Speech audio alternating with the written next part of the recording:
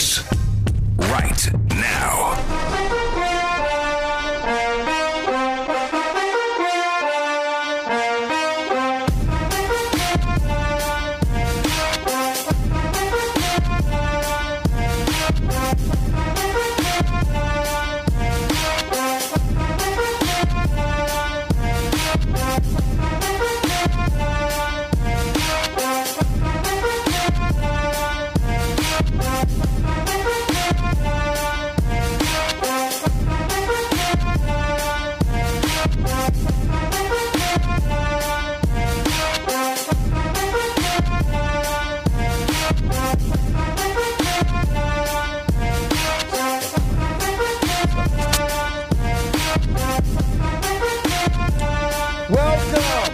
To the latest edition of the Stephen A. Smith Show, coming at you as I love to do every weekday over the national airwaves of ESPN Radio and ESPN News, 250 plus markets across the United States of America. Check your AM, FM listing nearest you, plus ESPN Radio on Sirius XM, Channel 80, plus ESPN Radio simulcast over the live national television airwaves of ESPN News. Number to call up as always is 888-SAY-ESPN. It's 888-729-3776. Time for Straight Talk, brought to you by Straight Talk Wireless. Got a lot of stuff to get into today. Got a Thursday night football matchup coming up in the Mile High City. Denver Broncos hosting Patrick Mahomes and the Kansas City Chiefs. Bradley Beal for the Washington Wizards got a new contract extension. I'll tell you what that means. LeBron and AD looking formidable in Los Angeles, albeit the preseason, blowing out the Golden State Warriors. I got that to talk about. But I got the Yankees on my mind for a moment now. Let's not lose perspective. Let's not lose perspective. Let's be very, very clear about what's going on here. Because of a rain delay last night, or postponement, Game 4, scheduled for last night at Yankee Stadium, was postponed due to inclement weather. I would know because I was stuck traveling yesterday, and that weather held me up for a legitimate 3 hours, okay? Let me be very, very clear about that. And I'm going to tell you something right now. I am not happy. Not by any stretch of the imagination, as to the predicament that the New York Yankees are in. This is it. This is it right here. To me, this is the series. If the Yankees lose this game, if they lose Game 4 with Masahiro Tanaka on the hill, if they lose this game, series is over. You ain't coming back from a 3-1 deficit against these Houston Astros. It's not happening. Not with Garrett Cole, not with Verlander. It's not happening. I don't give a damn what anybody says. You're not coming back from a 3-1 deficit and winning 3 straight against the Houston Astros. This is it. This is it right here. You're the New York Yankees with Tanaka on the hill, with what he brings to the table as essentially your ace in the postseason. If he can't get it done for you, it's a wrap. 132 career ERA in the postseason, spanning 7 starts and 41 innings pitched. I'm reading right from MLB.com. ERA tied for the 4th lowest in history among pitchers who have made at least 5 postseason starts. That includes the great Sandy Koufax, the great Christy Mathewson, and of course, Steven Strasburg with a 1.10 ERA in the postseason his damn self. This October, this month, Tanaka's 0.82 ERA, allowing just 1 run in 11 innings. And his pair starts while striking out 11. I'm sorry, I need that against the Houston Astros. These brothers are no joke. Correa, Bregman, Altuve, it doesn't matter. They find a way. And with this staff, it is what it is. So I'm here to tell you something right now. If you are the New York Yankees, you got to get it done right now. You don't get it done right now. This is the series. This is the series. And I'm going to tell you something, too. Here's the thing. For those of you who don't understand, why would a rain delay toward everything? Because it's an additional days of rest. Well, first of all, Houston and their staff, guess what? They don't need any damn rest. The fact that you gave them an extra day's rest is not a good thing. Now, it might be good for the Yankees from the standpoint that you didn't have to rely on your bullpen to win Game 4. Now you could put Tanaka because it's traditional, regular, day of rest. He got that 3-4 day break, so obviously he comes on the hill now, and it doesn't disrupt him in any way. I feel that. But the flip side to it is that when you're dealing with this ALCS series, which obviously has the potential to go 7 games just like it did a couple of years ago, and you look at all the things going on, here's the reality. Because you got last night off due to inclement weather, you play tonight, then you talk about a game 5, game 6, game 7 with no rest whatsoever. I got news for you. Aroldis Chapman ain't that impressive when he has to pitch back-to-back nights. He ain't that great. And a Yankee bullpen. I mean, what am I supposed to think here? I'm supposed to believe that Conley's going to get it done? Is that what I'm supposed to believe? Because I'm not sold. I'm really not. Ottavino, I'm supposed to believe he's going to get it done? I'm not sold. I got questions about these dudes. Zach Britton, I'm supposed to believe he's going to get it done. I'm not sold. You got game 4, game 5. You got Tanaka and Paxson. You need wins in both games, but especially tonight. You can overcome a 3-2 deficit easier than you can overcome a 3-1 deficit. You got a 3-1 deficit against these Houston Astros, I'm telling you this series is over. The Houston Astros are going to be playing the Washington Nationals in the World Series, and it's bad for baseball. That's right, I said it. It's going to be bad for baseball. You hear me talking to you. It's not a good thing. If the Washington Nationals, without Bryce Harper, end up playing the Houston Astros, that's not good. You want the Yankees or the Dodgers in the mix, period. And to a lesser degree, the Boston Red Sox in the mix, period. What you do not want is the Astros versus the Nationals. Now, honestly, here's a couple of reasons why. First of all, that doesn't exactly have the sizzle that you want. Let's just get that out the way. Number 2, stout pitching. That means low-scoring games. That's what that means. Verlander, Cole, Greinke, really? And in Washington's case, we were so busy paying attention to the fact that Bryce Harper was gone that we forgot. We forgot what they got working for them. We forgot about Anibal Sanchez. We forgot about Scherzer, even though we don't really forget about Scherzer. Strasburg, now Corbin. We forgot about all of those guys. I'm sorry. We'll be lucky if we see 4 or 5 run games in that World Series. That ain't going to sell the sport of baseball. Let's just call it what it is. That's not going to sell the sport of baseball. They're already behind the curve instead of ingratiating themselves and appealing to a younger generation. We all know that. So since we know that and we understand that that's what it is, what is there to talk about? You want the Yankees in this World Series. Going to the nation's capital, going against the Nationals and that pitching staff. Yes, you do. Yankees going to have to find a way to figure this out. And I believe, in my heart of hearts, that the Yankees will take out Washington if they got past Houston, because I believe Houston's a tougher matchup than Washington. I don't care what you've seen from Washington against the Dodgers. I don't care what you've seen from Washington and them blitzing and just destroying the St. Louis Cardinals. I don't care about that. They ain't the Yankees. And the Yankees will go in there into the nation's capital, and I believe they will handle their business, period, if they get past Houston. Houston, to me, is the matchup that I don't favor the Yankees in. You're down 2-1. I knew it would happen because I knew you were not beaten cold. But now you got to step this up.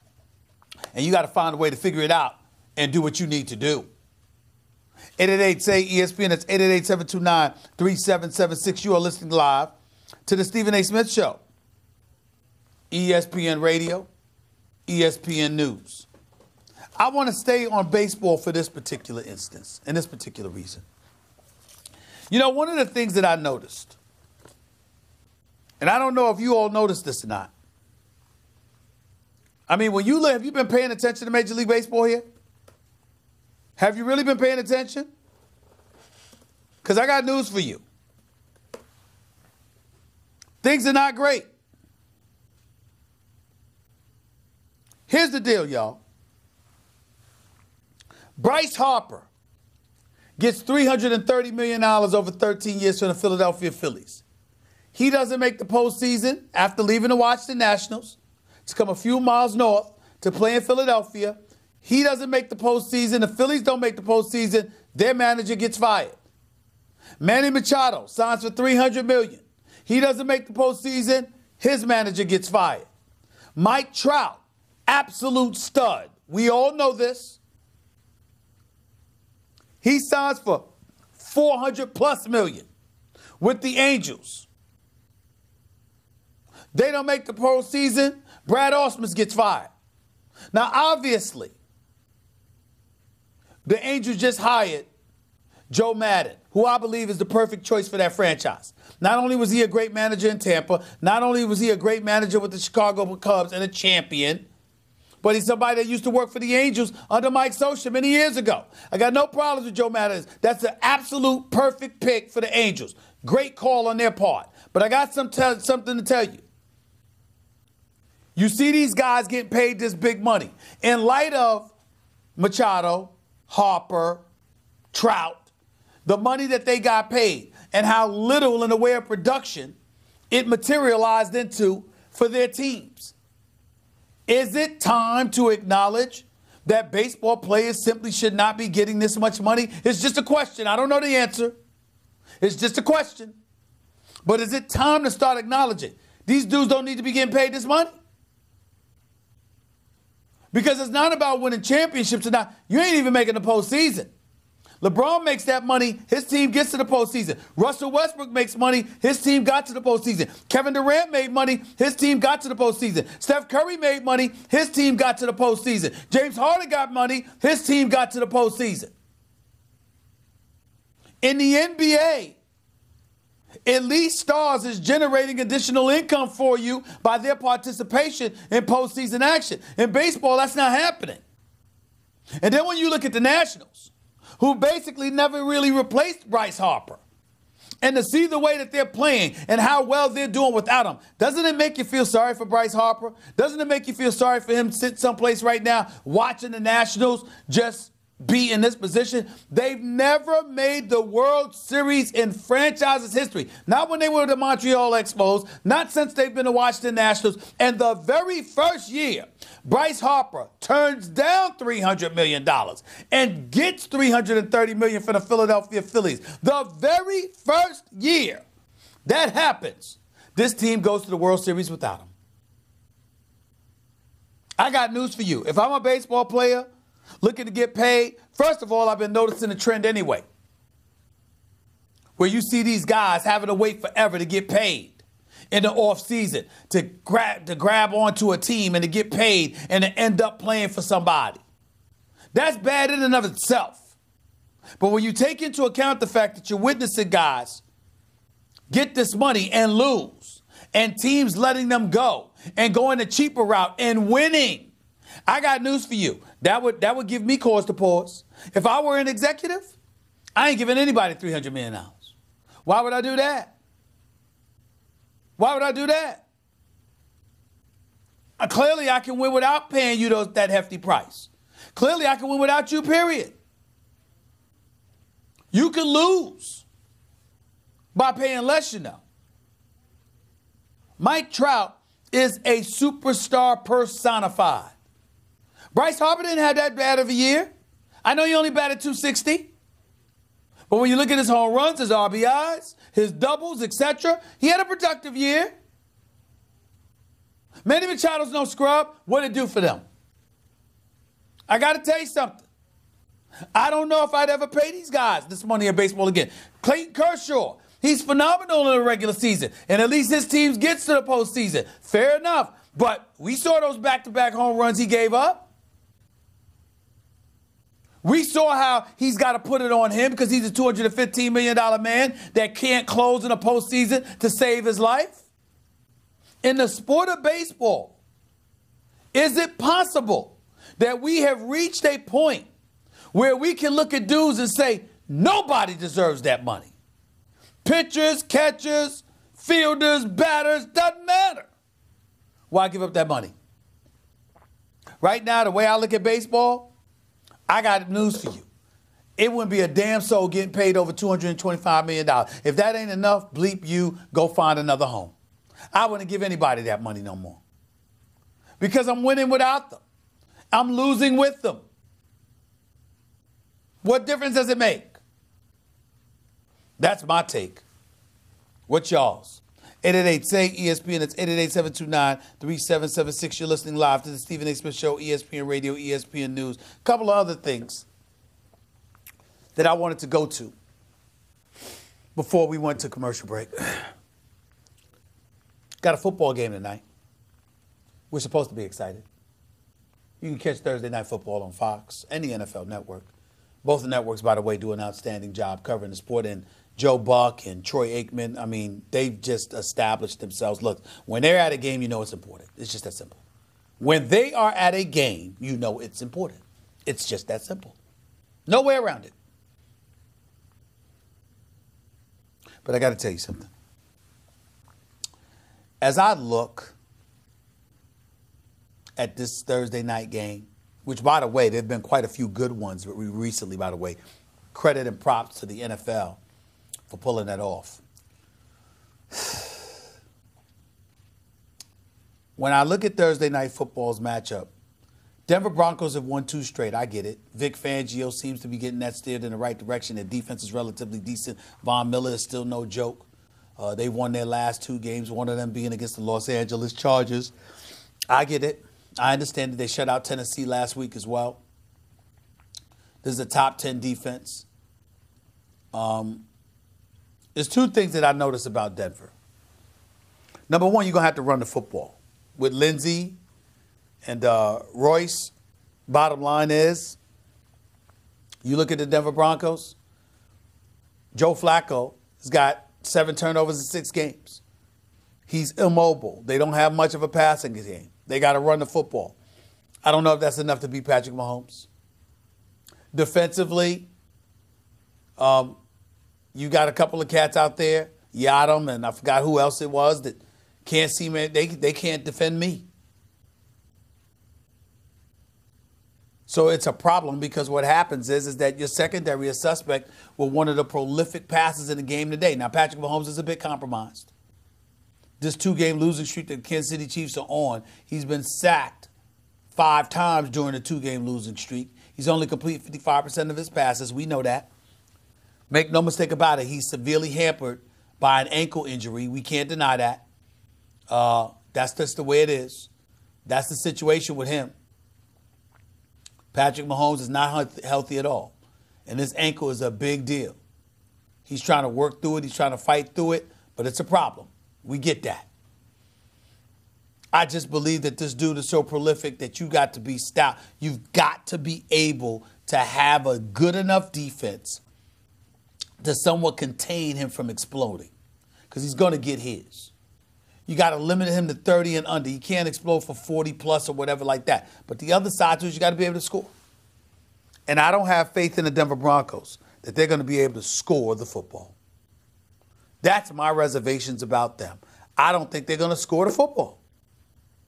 And I know for a fact Kansas City going to score. You can't convince me that Travis Kelce with Tyreek Hill, Damian Williams, and LaShawn Shady McCoy and all these ain't going to find a way to score the football with Andy Reid as their coach. I don't believe it.